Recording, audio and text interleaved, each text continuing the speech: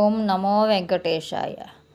3వ తారీఖు శనివారం తెల్లవారుజామున బాలా తిరుపతి అప్పనపల్లి శ్రీ బాలాజీ స్వామి వారికి తొలి హారతి మరియు శ్రీ గోదా తాయారు వారికి కర్పూర హారతి సమర్పిస్తున్న ఆచార్య అర్చక స్వాములు. జై శ్రీమన్నారాయణ.